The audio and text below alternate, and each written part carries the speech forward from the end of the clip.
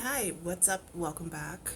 Welcome to my channel. I've been seeing a lot of TikToks, YouTubes.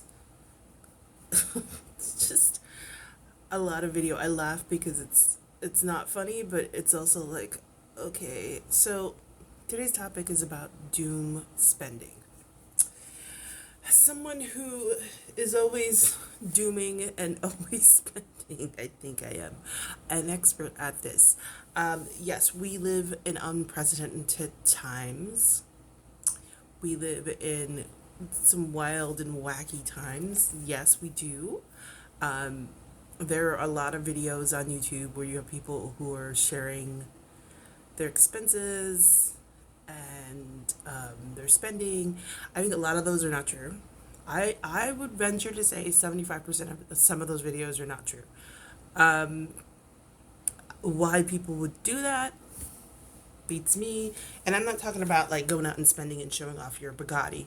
Like that's obvious. Like people want to keep up with the Joneses. I'm talking about the people who forge that they owe or they say that they owe like insane amount of money on credit cards or whatever. um I do understand like student loan debt, like that can rack up, but some people are like out here pretending like they're spending all this money.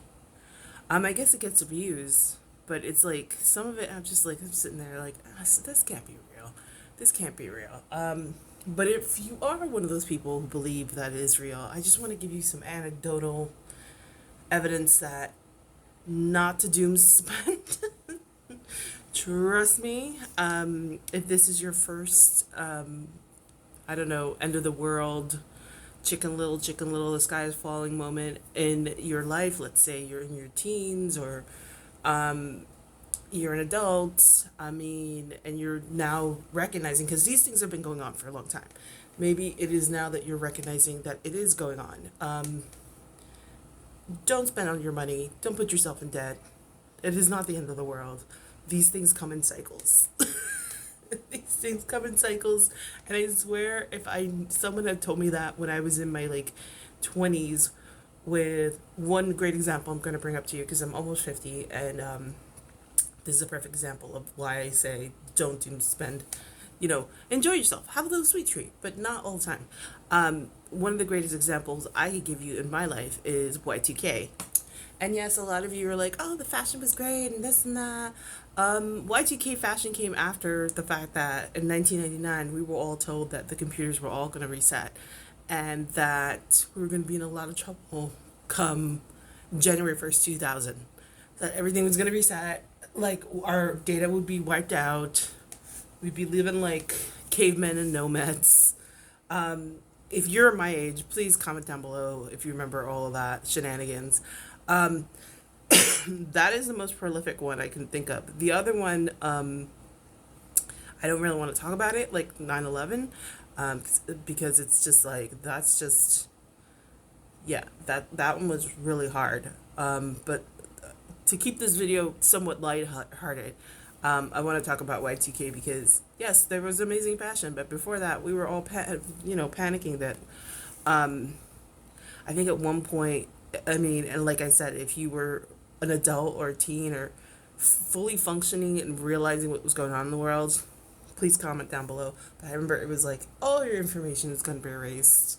Like literally everything that was put on the computer, it will be gone. Like, what do you mean? I was in college at the time, so I was like, what do you mean? That means like all my college stuff will be gone? Like, that doesn't sound cool. Like, I went to school. Like, what? Like your social security. I don't know. They made it seem like it would be like a situation that when the computers wiped out everything, we would be going back to like Little House on the Prairie frontier. And that was my experience. Someone else could be around my same age, living in a different city or situation, and had a very different experience. But that was what I felt, kind of like the doom and gloom was coming. Like, we're gonna go back to being back to Frontierland. We're gonna have to start all over again, basically, which sounded insane. Like, literally, no elevators, no nothing. We just have to like go back to the Industrial Revolution and like pulleys and I don't know. It was really like it was such a strange time, and then the day came and nothing happened. It was such a letdown. Um, but yeah, no, that's one of the many. There's tons of like I can think of tons of like end of the world phenomenons, the Mayan calendar. Uh, there was that whole time in like 2008, 2009 where everyone was losing their jobs, and um, I think it was the housing crisis too. There's always going to be some sort of end of the world phenomenon, everything sucks kind of moment. I mean, this one is especially sucky, but they're always there. I mean, no, this one isn't as sucky as one other moment that I don't want to talk about. Um, so just to say all this is save your money.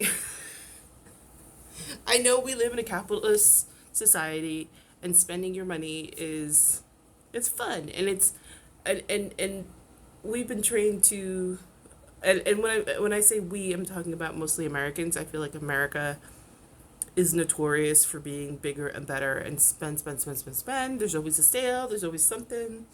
You don't have enough of this, you don't have enough of that. Consumerism, consumerism, consumerism. Um, but yeah, you do have to spend your money. You do have to pay your bills because it kind of sucks when you're broke. And getting sued by a credit card company really sucks too. Not that I've had that happen, but it just seems like getting sued at all sucks. Going to court for anything sucks. Um, I suggest now start figuring out what's going on, and start paying off student loans. I think student loans is, gosh, I'm talking about bills that you have control over. Like, someone will say, well, why would someone take out a student loan and go to school? It's kind of stupid, blah, blah, blah, blah, blah. Here's the thing. Here's the thing. Every time I hear that discussion, I want to like strangle the person because it's like, you are happy where you're at, and that's okay. That's okay. But stop judging this person who wanted to improve their life, and the only way they could do it was doing student loans. And we've been force fed that we must go to college. Must not only must go to college, but we must go to a great college with good reputations, with good standing. So when we go out there and get a job, we have this certificate degree that says I went to XYZ University, right?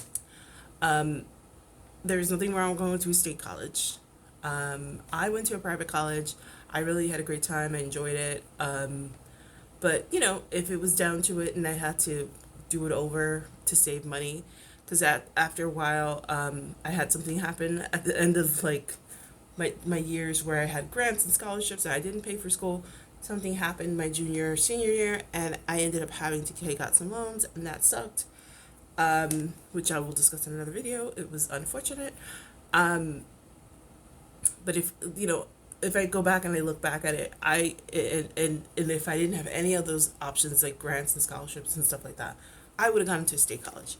I actually was put on a waiting list for the private school, so I took that time during the summer to go to the community college and take some classes to kind of show the university that I was really working on it, and I ended up getting into the university because I showed some gumption.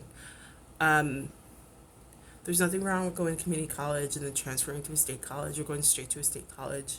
There's nothing wrong with that.